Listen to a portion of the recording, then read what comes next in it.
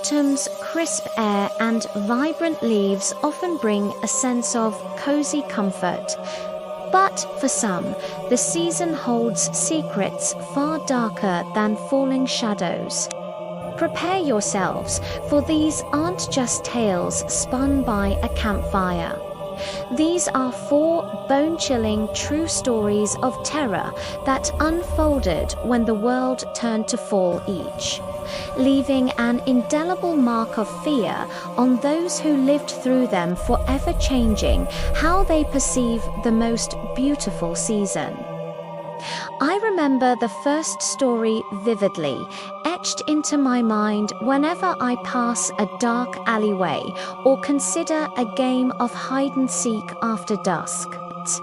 It was early October, and my siblings Jess, Mike, and Eli and I were visiting our mum in her apartment, nestled in a notoriously sketchy part of town, right by a long, dark alley that doubled as an entrance. We loved our mum's cozy place, but it was her neighbors, Zach and Chi-Chi, who suggested a game that would forever alter our childhood innocence. Since Halloween was approaching, Zach proposed hide-and-seek outside, at night, at 9 p.m. The early October dark fell swiftly, creating the eerie ambience we desired. All 6 of Uzme, Zach, Chi-Chi, Jess, Mike, and Eli began our game. Zach became the seeker, and Jess, my older sister, and I scrambled into the perfect hiding spot behind large garbage bins at the very end of the long, dim alleyway, assuming no one would venture so far as Zach's distant shouts of "ready or not" faded. An initial thrill morphed into eerie silence, broken only by the night's subtle hum. Impatience soon set in, and Jess, half-joking, suggested we forfeit. As we emerged from behind the bins, my heart plummeted. Standing at the alley's entrance, silhouetted against a distant light, was an impossibly tall figure. Their hair, visible even in the dimness, was a shocking multicolored afro, unmistakably a clown wig. This wasn't Halloween night, yet a clown stood motionless, staring directly at us. Jess, sensing the unnatural stillness, pulled me back. We quickly made our escape, finding Mike and Chi-Chi, who were still caught in the game's innocent illusion. We explained the silent, watchful clown, only to realize with dawning horror that the figure had moved closer, waving slowly, revealing a face obscured by solid black makeup, save for unnervingly visible eyes. Then Chi-Chi screamed. Another clown, taller, with green hair, emerged. Panic seized us. We scattered, running for our lives, finding safety in our respective apartments. Eli was already with our mum, recounting his own terrifying encounter. While hiding in the complex courtyard, a clown had stared down at him from above a bush after he thought Zach had found him. We explained our ordeal, and our mum, relieved we were safe, held us tight. But the horror wasn't over. Later that night, parched, I crept to the kitchen.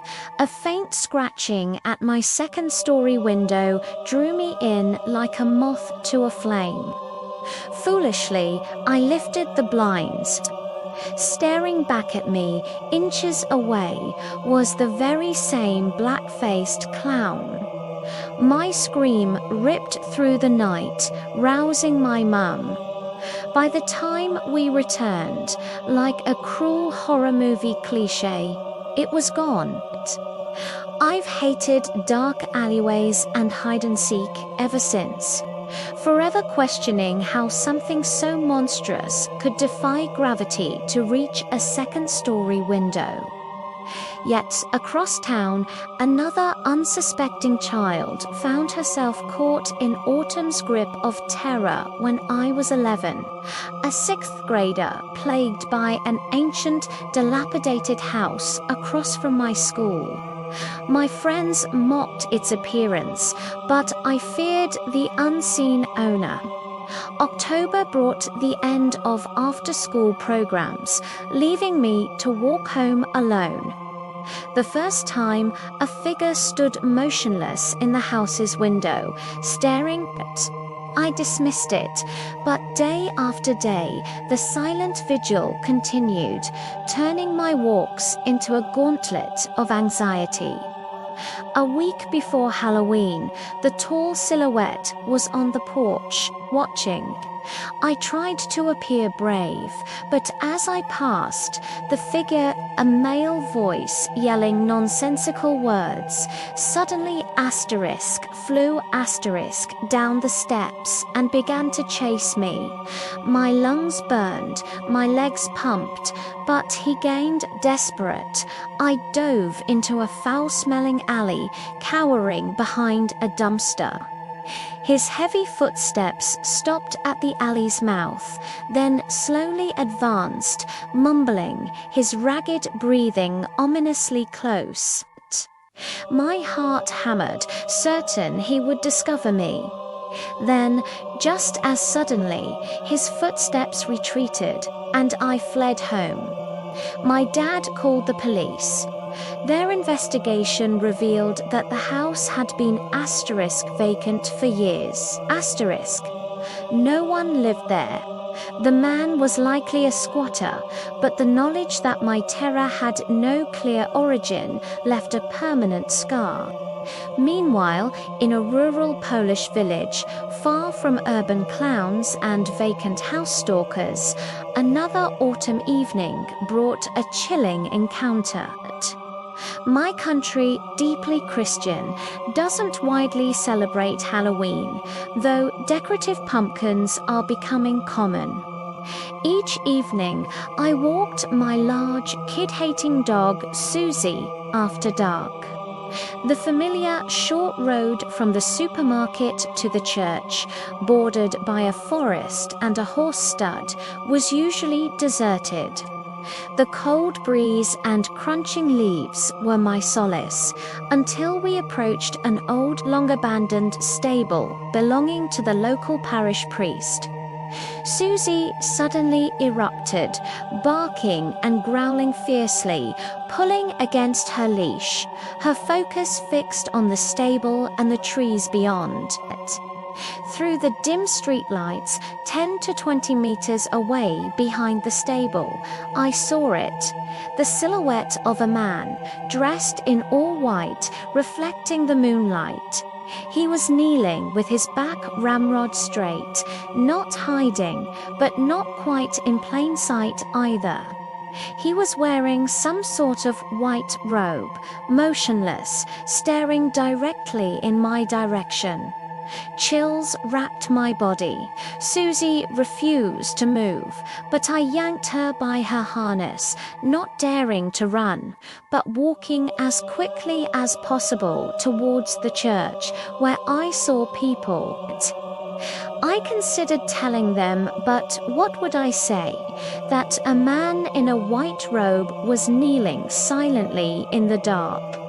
The rest of my walk home was a blur of paranoid glances over my shoulder. That night, sirens wailed for 30 minutes. The next morning, local news reported the priest's stable had been set on fire. Locals suspected drunk teenagers, but I knew. I had seen a disturbingly calm, robed figure waiting. For 5 or 6 hours, he had knelt there, a silent sentinel, capable of such destruction. I am eternally grateful he didn't follow me. that Susie didn't pull us closer, for the true horror of that night was the unknown intent of those willing to burn down a building. And finally, last October, an innocent trip to a pumpkin patch with friends turned into a terrifying ordeal. The air was crisp, leaves vibrant, a perfect fall day. We, Kevin and I, were on a dare: find the biggest pumpkin near the wooded edge of the patch. As we ventured deeper, the festive sounds faded, replaced by the rustle of leaves and long, encroaching shadows. Near the chosen pumpkin, behind a clump of trees, stood a figure. At first, I thought scarecrow, arms out, hat on, but it was too thin, and the hat moved slightly, as if with breath. "Do you guys see that?" I whispered, but Kevin dismissed it as a decoration. A cold dread settled in my stomach. I snatched the pumpkin, unable to shake the feeling of being watched. As we headed back, I kept glancing over my shoulder. The figure seemed closer. Kevin laughed at my unease, but I couldn't stop. At the edge of the pumpkin rows, I turned for one last look. It was gone, a fleeting relief, until a loud crack, like a snapping branch, pierced the growing dusk as we passed the wooded area again. Kevin heard nothing. My heart froze. 10 feet behind us, the figure stood. This time, no arms out, just standing. Kevin asked what was wrong, but my voice was trapped. The figure tilted its head, studying us. Then, impossibly, it began to move forward, not walking, but gliding, silently over the fallen leaves. Terror propelled us. We grabbed the wagon and ran, pumpkins bouncing, the ominous crunch of leaves pursuing us faster than any normal stride. We burst into the main patch amidst the laughing families, and I risked one final glance.